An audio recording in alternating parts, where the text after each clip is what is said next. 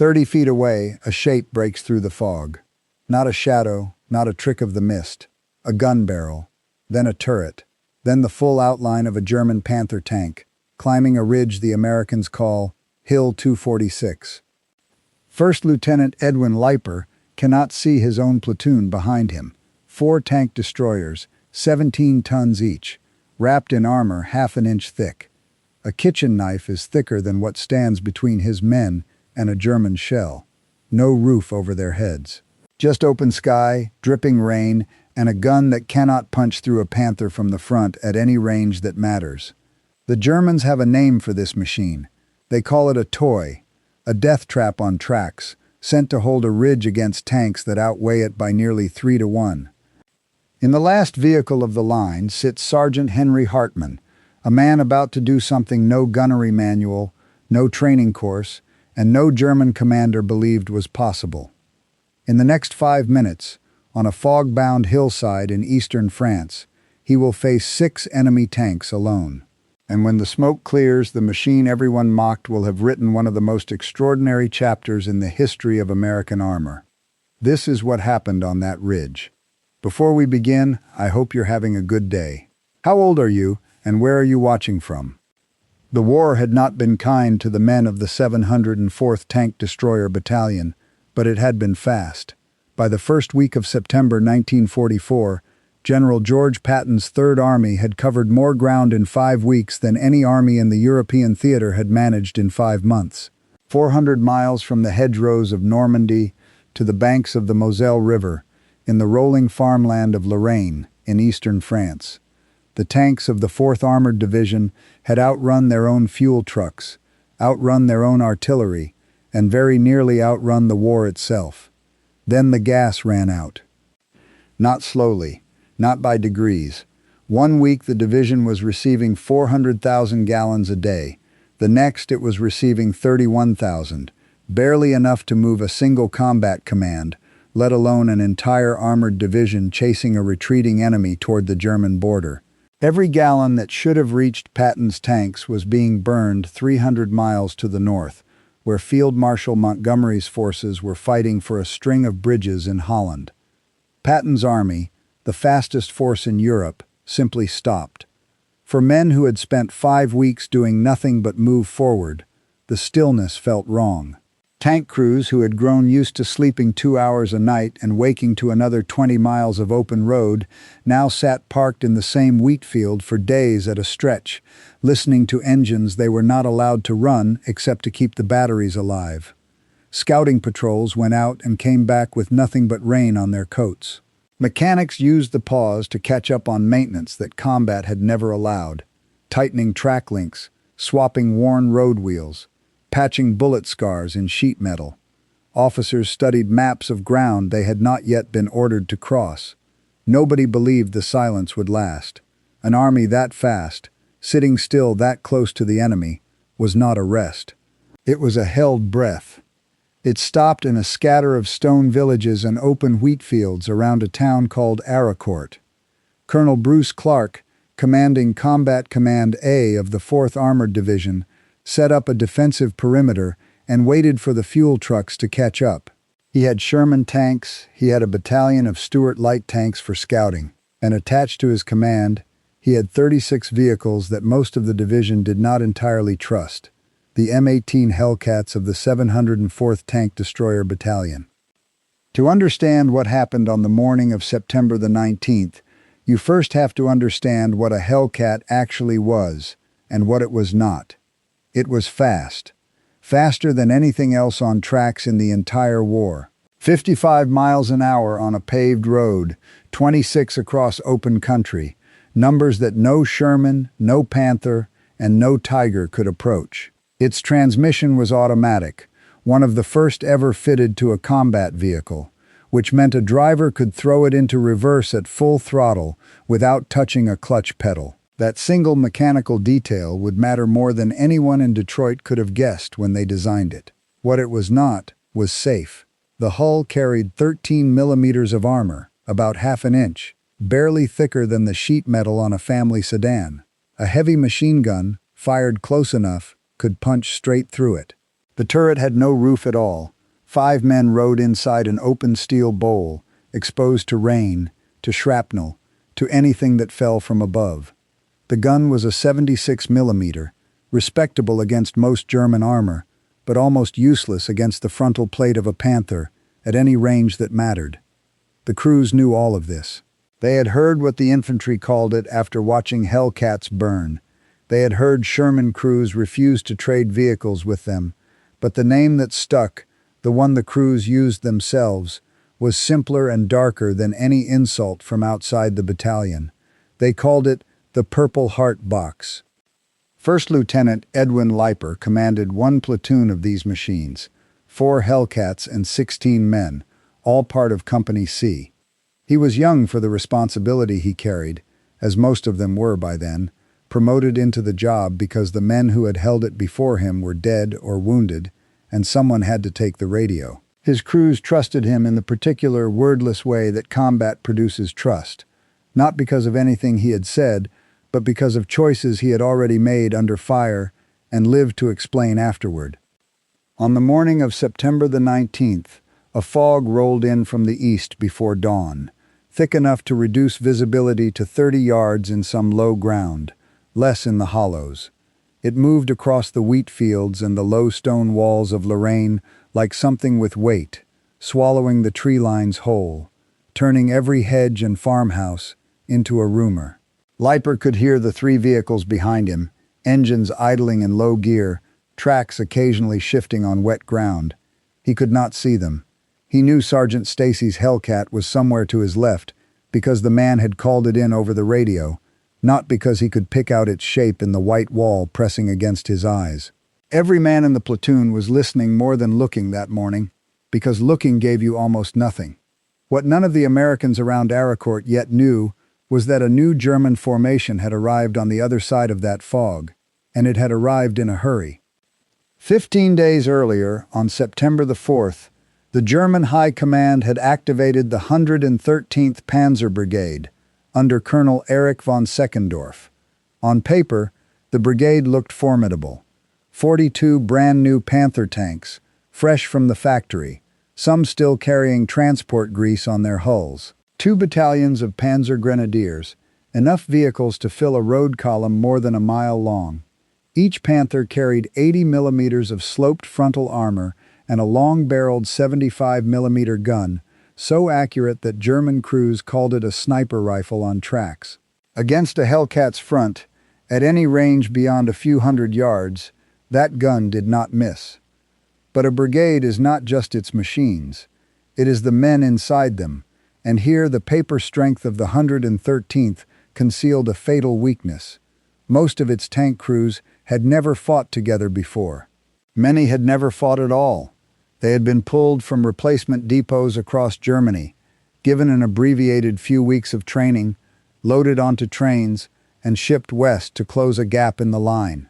They had no reconnaissance screen ahead of them to report what waited on the far side of a ridge. They had no engineers to clear obstacles, no artillery pre-registered to support them if the advance stalled. The brigade had been assembled to strike like a single fist. In practice, it was more like 42 fingers, each pointed in a slightly different direction, each crew learning the battlefield for the first time on the day they entered it. The Americans waiting for them had no such disadvantage. The men of the 4th Armored Division had been fighting together since the beaches of Normandy, 3 months of continuous combat that had worn away anyone who could not keep pace. Officers had been promoted not by seniority but by the blunt fact of surviving long enough to learn the job. Crews had learned each other's instincts down to the smallest habit, when a gunner would fire without being told, when a driver would already be reversing before the order left his commander's mouth. Lieutenant Colonel Creighton Abrams, leading the 37th Tank Battalion from the turret of his Sherman, which he had named Thunderbolt, was already on his 4th tank of that name. The previous 3 had been shot out from under him, and he had climbed into a new one each time. No chart comparing a Panther to a Hellcat could measure that difference.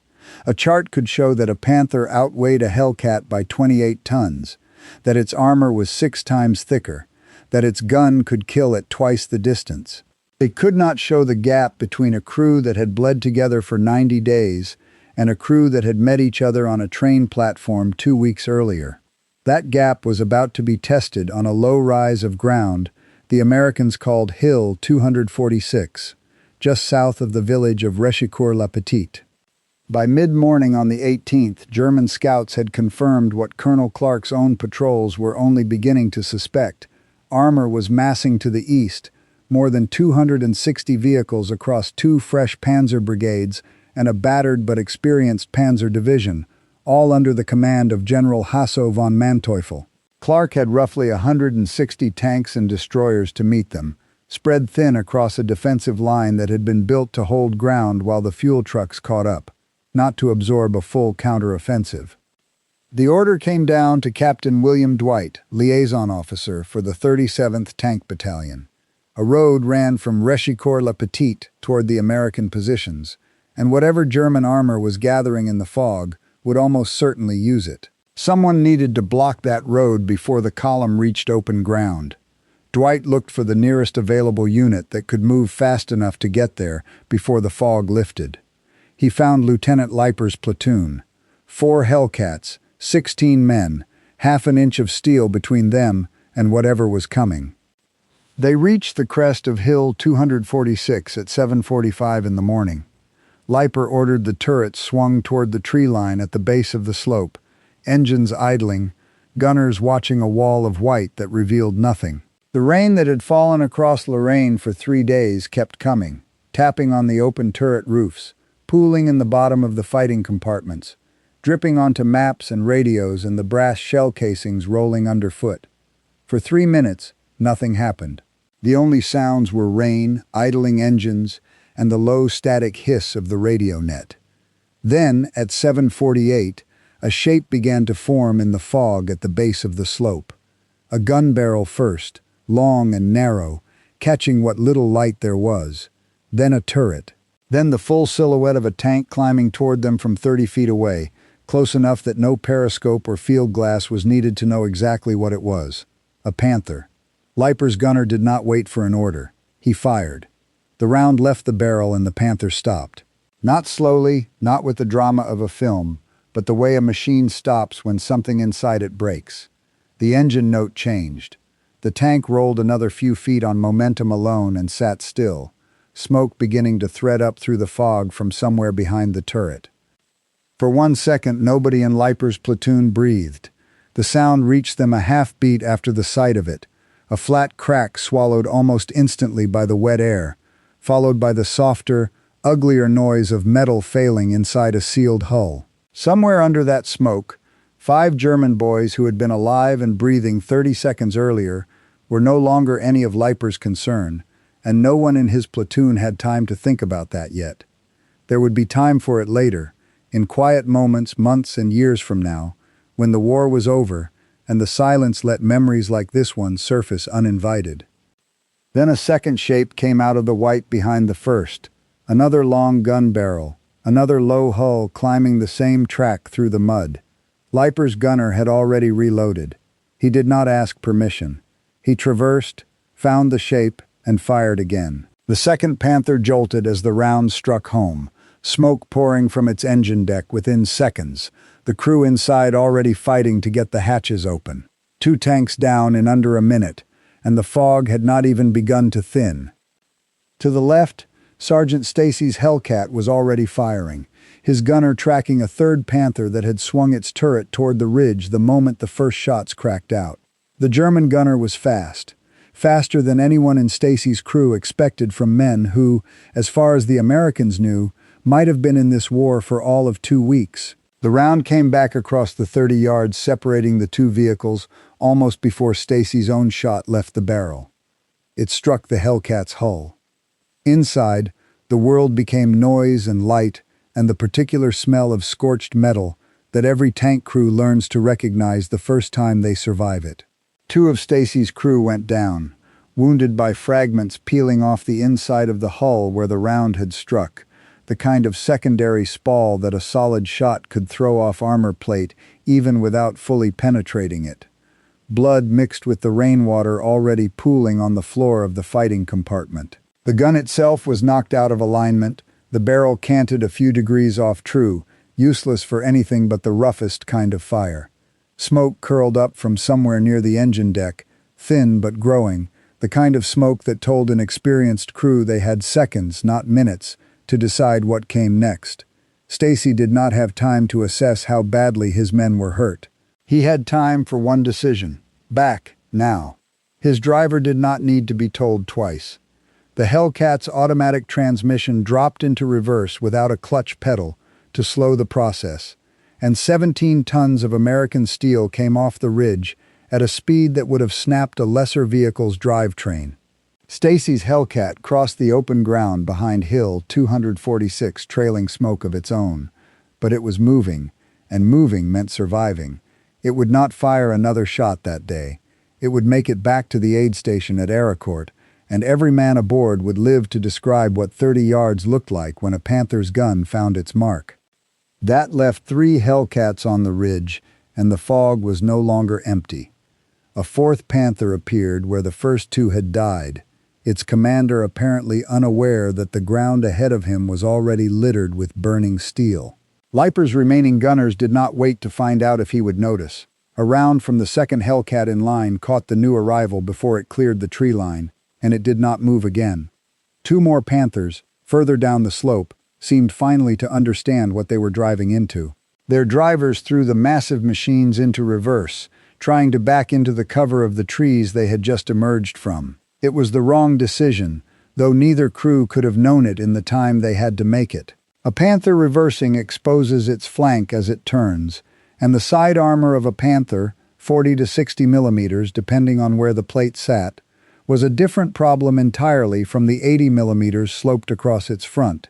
A Hellcat's 76 millimeter gun, useless against the nose of the machine, went through the hull side of the first reversing tank as though it were sheet tin.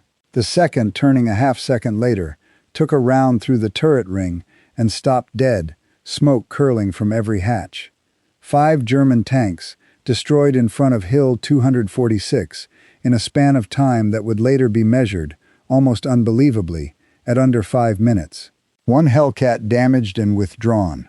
The 113th Panzer Brigade, 15 days old, fresh from the factory floor, had just lost more than 10% of its entire tank strength to 4 American vehicles it would have laughed at in a recognition manual.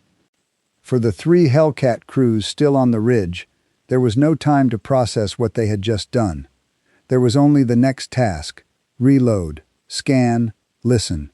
Because a battlefield does not pause to let men absorb what has happened to them. Loaders were already hauling fresh rounds up from the racks beneath their feet, the brass casings from the last shots still rolling loose across the floor of the fighting compartment, hot enough to raise a welt through a glove if a man was careless where he put his hand. Gunners kept their eyes fixed on the tree line, waiting for the next shape, because in a fight like this, the difference between the hunter and the hunted was often nothing more than who reacted first to a shadow in the fog. But Leiper's fight was not over. It was not close to over. From his position on the ridge, 3 Hellcats remaining, he could hear what the fog refused to show him. Engines, more than 5 of them, tracks grinding on wet dirt somewhere down the slope toward Rechicourt. A column, moving in volume, moving toward the same road his platoon had been sent to block. He had no way to count them. Sound in fog carries strangely, doubling back off wet ground and stone walls, and for all Leiper knew he was listening to 5 tanks or 20.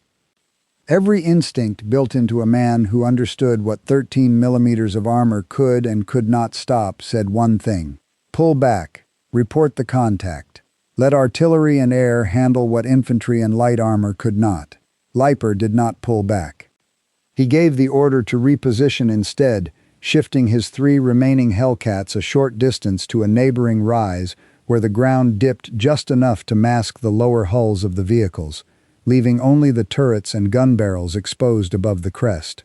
It was a small thing, a matter of a few dozen yards and a few feet of elevation, but it was the difference between 3 full silhouettes sitting in the open and 3 low shapes that a German gunner, fighting blind in the same fog, would have to be extraordinarily lucky to find on the first look. "Hold here," Leiper told his crews over the radio. Let them come to us. It was, by any reasonable military logic, a gamble that should not have paid off. 3 vehicles with armor a heavy machine gun could defeat, waiting in place for a column of tanks that outweighed them by a factor of nearly 3 to 1, on ground that offered no retreat route faster than the enemy could pursue if the position collapsed. A cautious commander would have pulled his 3 surviving vehicles off the ridge entirely, radioed the contact report back to Colonel Clark, and let the artillery batteries behind Aracourt handle what came next. Nobody would have questioned that decision. Nobody would have called it a failure of nerve. But Leiper was betting on something the manuals did not measure. He was betting that in fog this thick, at the range this fight was about to be fought, the Panthers' greatest advantage, the long gun that could kill at 1,000 yards, would count for nothing at all. He had watched it happen twice already that morning.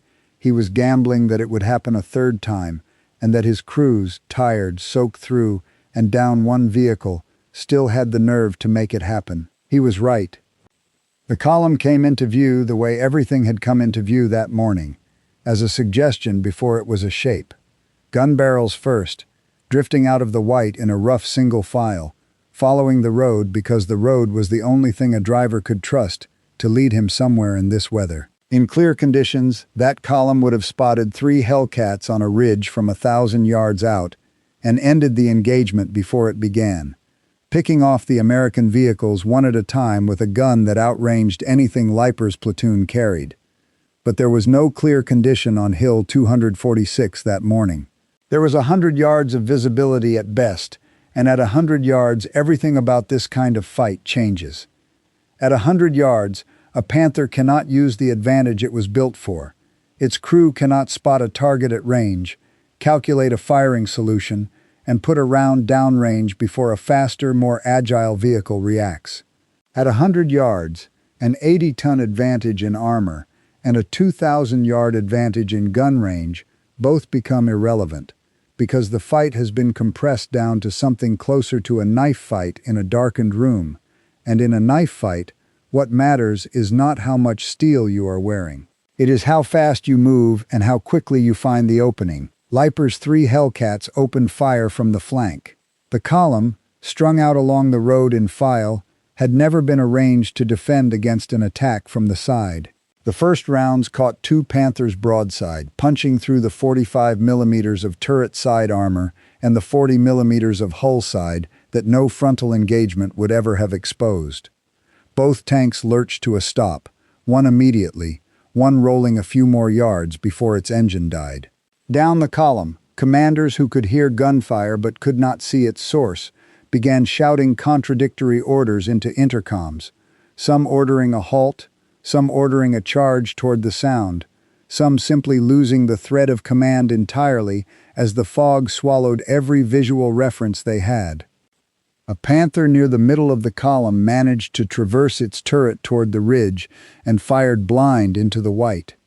The round missed everything, burying itself in the wet earth beyond Leiper's position with a concussion that rattled teeth inside 3 American turrets. It was the only shot that Panther would get to fire. A round from the 3rd Hellcat found its flank a heartbeat later.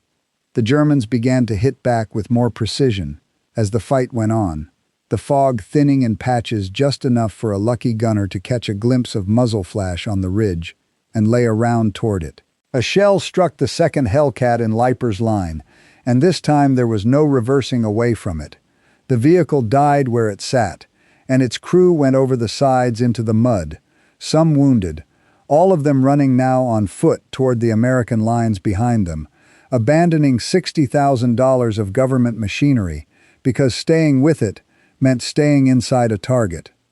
Minutes later, the 3rd Hellcat took a hit as well, another crew scrambling clear, another column of black smoke rising to join the others already staining the fog gray. That left one. Sergeant Henry Hartman's Hellcat was still in the depression, still loaded, still running. Around him, the wreckage of his own platoon was scattered across a few hundred yards of Lorraine farmland, 3 burning or abandoned American vehicles, and somewhere out in the fog, an unknown number of German tanks that had not yet been accounted for. He had a driver, a gunner, a loader, and a bow gunner, 5 men total including himself, inside a machine with no roof, catching rain that had not let up since before dawn. What Hartman did over the next several minutes is difficult to reconstruct with the precision that history usually demands, because the same fog that had kept him alive also kept most of what happened from being witnessed clearly by anyone who survived to describe it afterward. What the battalion's after-action records confirm, in the flat, unadorned language the Army reserves for facts it can verify, is the result. From a single M18, 17 tons, 13 millimeters of armor, an open turret slowly filling with rainwater, Sergeant Henry R. Hartman destroyed 6 German tanks. Most of them were Panthers. Consider what that number requires. Each shot meant breaking cover, however briefly, and the muzzle flash of a 76mm gun firing in fog this thick was its own kind of beacon, marking Hartman's position for every surviving German crew within earshot.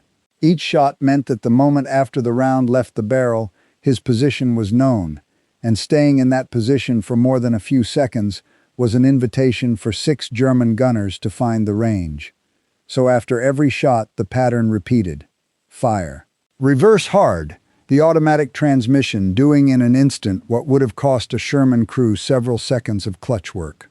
Find new ground, a slight fold in the terrain, a stand of low brush, anything that broke the flat sight line back to where the muzzle flash had appeared. Stop. Let the gunner reacquire whatever target the fog would allow. Fire again. 6 times Hartman's crew executed that sequence in full, and 6 times they were gone from a position before the return fire could find it.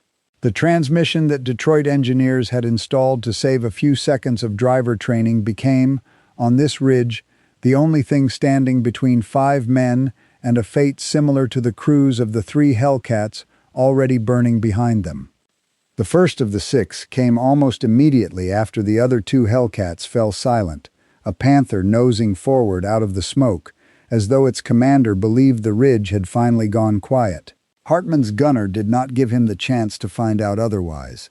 The round caught the German tank at an angle close enough that there was no time for a second shot to be necessary. The driver was already reversing before the smoke from the first kill had cleared the muzzle. The second and third came in quick succession, close enough together that survivors would later struggle to separate them into distinct memories.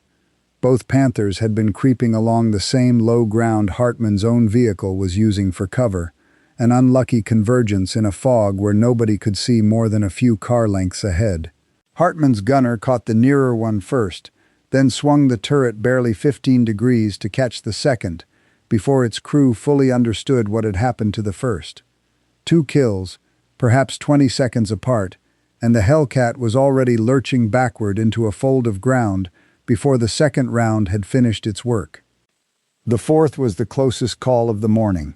A Panther emerged almost directly ahead, close enough that for a heartbeat neither crew seemed certain who had seen whom first. There was no time for the shoot and scoot pattern that had kept Hartman alive through the first 3 kills. There was only time to fire, and to hope the German gunner needed a half-second longer to react than Hartman's did. The round went out, found its mark low on the German hull, and the Panther rolled to a stop close enough that its crew could be heard shouting before the vehicle went still. The 5th and 6th came as the fog began, almost imperceptibly, to thin at the edges, patches of pale light breaking through where there had been only white a few minutes earlier. It was both an advantage and a danger. Hartman could see a little further now, enough to catch the outline of 2 more Panthers moving in tandem along the road below. But if he could see them, the reverse was becoming true as well, and the margin that had kept his crew alive through 4 engagements was narrowing with every minute the light improved. He took the shot anyway, then reversed hard into what little cover the thinning fog still offered, repositioned, and took the 6th. When the last of the smoke from that final kill drifted up to join the haze already hanging over the ridge, there was no 7th target. Whatever remained of the German column had either turned back toward Rechicord or gone still somewhere out in the fog that Hartman's crew could not see and had no orders to go looking for. The turret went quiet. The rain kept falling. For the first time in perhaps 20 minutes, nobody in that Hellcat was reaching for another shell. There is a detail about the Panther that Hellcat crews across the European theater had come to understand by September of 1944, something no manual advertised, but that experience in close engagements had taught more than one American gunner. Along the lower curve where the massive cast gun mantlet met the flat glacis plate of the hull, a narrow seam existed, a place where a round striking at the right angle would not simply glance off the way it would anywhere else on that sloped front armor. Instead, it could deflect downward through a thinner stretch of roof plating above the driver's position, with catastrophic results for the crew below. It was not a shot available at range. It was not a shot available to a gunner under panic. It required a vehicle close enough and steady enough in the seconds before firing to place a round with a precision that only repetition and nerve could produce. Whether Hartman's gunner was deliberately working that seam in the chaos of that morning, or whether the range and the angle of 6 desperate close engagements simply produced the same result by necessity, the after-action record does not say with certainty. What it does confirm is that the Panthers Hartman's crew fought were engaged at a distance close enough and from angles oblique enough for exactly that kind of shot to matter. By the time the guns along that stretch of ridge fell quiet, 15 German tanks lay destroyed or abandoned across the fields between Rechicourt-la-Petite and Hill 246. 15 tanks, most of them Panthers fresh from the factory floor, representing more than 600 tons of German armor. Against them, 4 Hellcats weighing a combined 68 tons. 3 of those 4 were gone, their crews walking or limping back toward American lines through fog that had not yet decided to lift. Sergeant Hartman's Hellcat was still running.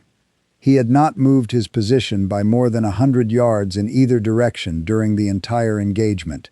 He had simply refused to stay in any one place long enough for the war to catch up with him. The fighting on Hill 246 had lasted perhaps 20 minutes from the first shot to the last. 20 minutes, and an entire third of a brand new German tank brigade's combat power had ceased to exist. But the morning of September the 19th was far from finished, and what came next, when the fog that had shaped every second of this fight finally began to burn away under a rising sun, would prove just as decisive, and would show exactly how thin the margin had been between what 4 Hellcat crews accomplished and what might easily have gone the other way. The sun did what fog always eventually does. It lost. By mid-morning, patches of pale light began breaking across the fields around Aricourt for the first time in 3 days, and the change was immediate, and it was not kind to the Germans.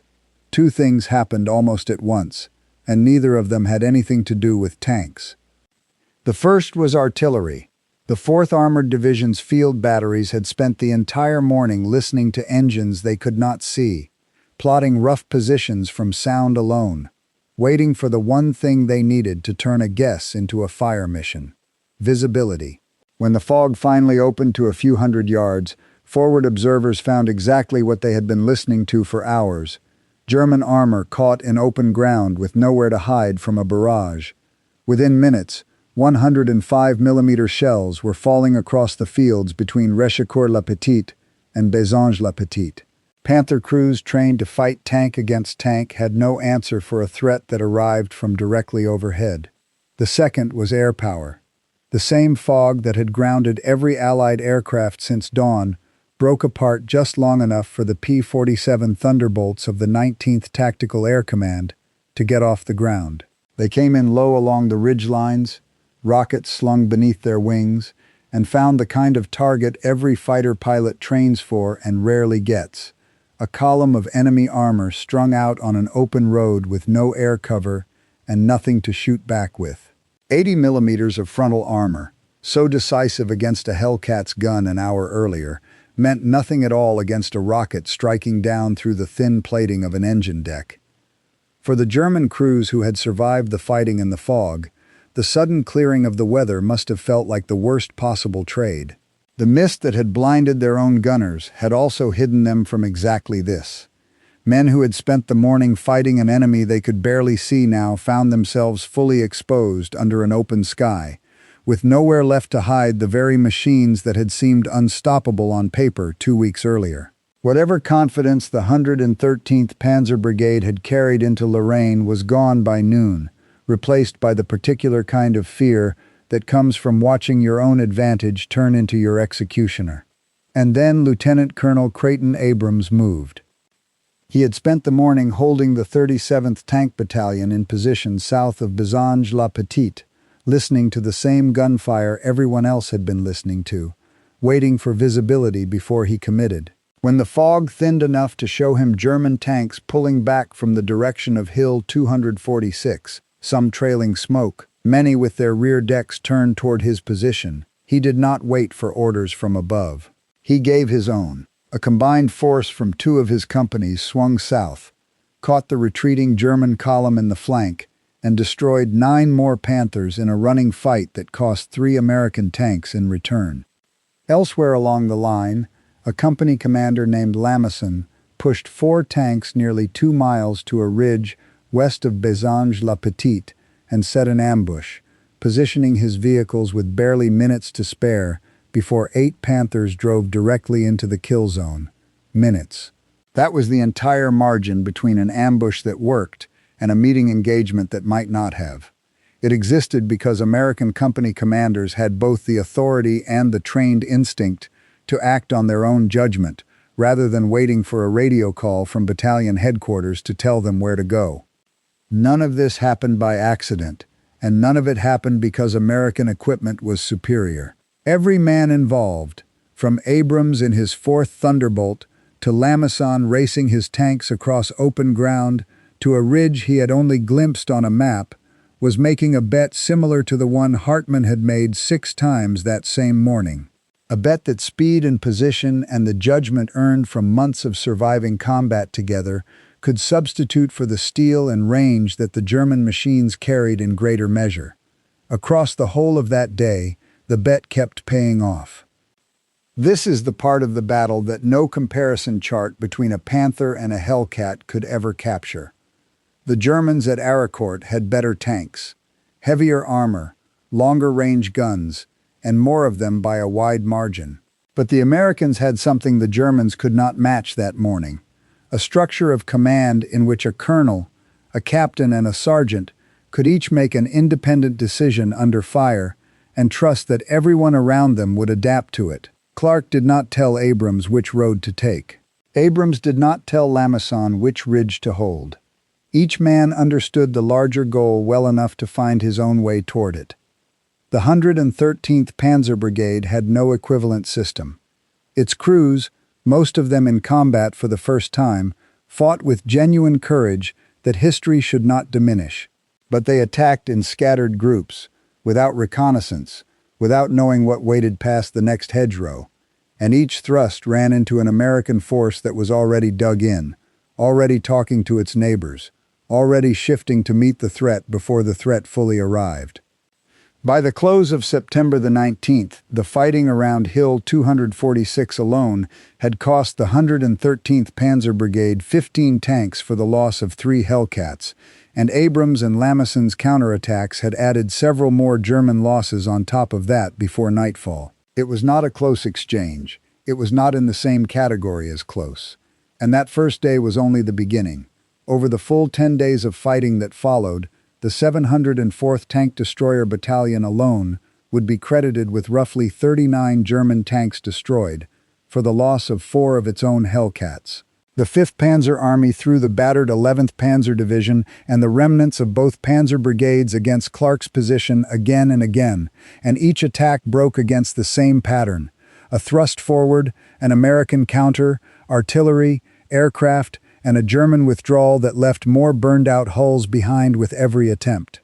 By the time the fighting around Aricourt finally quieted at the end of September, the 113th Panzer Brigade, 42 factory-fresh Panthers and 2 full battalions of infantry, activated barely 3 weeks earlier, had effectively ceased to exist as a fighting force.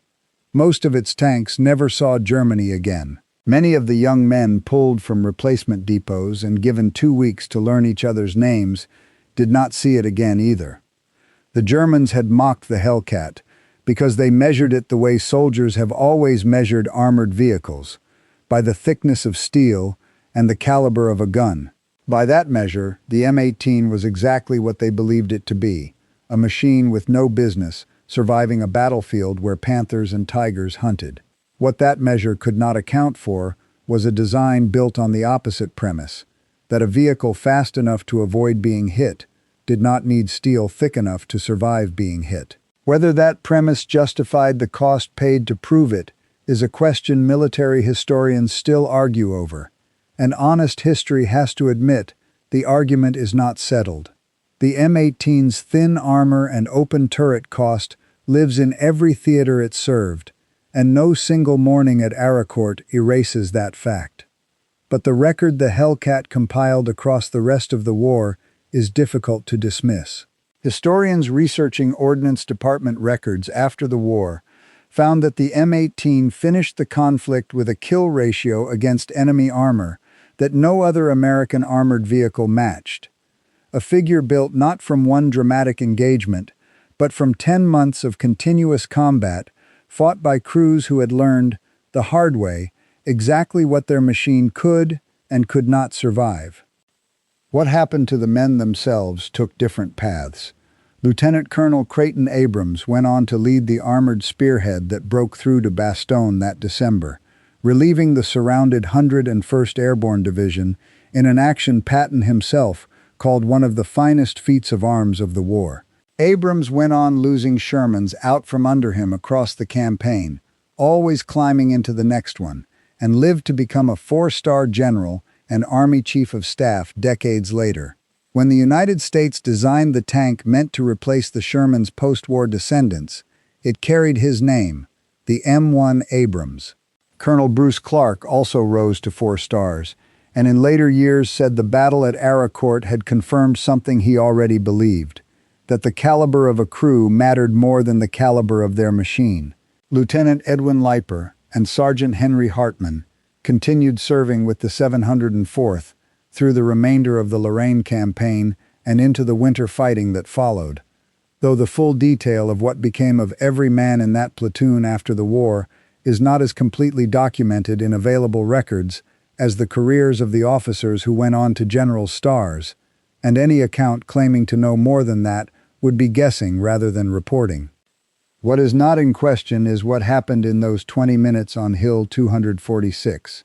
4 vehicles that German tankers had looked at and laughed, 13 millimeters of armor, no roof, a gun that could not beat a Panther from the front at any range that mattered, went up against a column of brand new German armor in the one set of conditions where that mismatch stopped being a mismatch at all. Fog that erased the enemy's greatest advantage. Speed that let 5 men disappear before the war could catch up with them. And a sergeant who, alone in the last vehicle still running, made the same bet 6 times in a row and won it 6 times in a row. The Germans called the Hellcat a toy. History remembers it differently, not because the machine deserved the credit, but because the men who climbed inside it, soaked to the skin, exposed to the sky, betting their lives on 2 seconds of speed with every shot they fired, refused to let a joke about their armor become the last word on what they were capable of doing with it.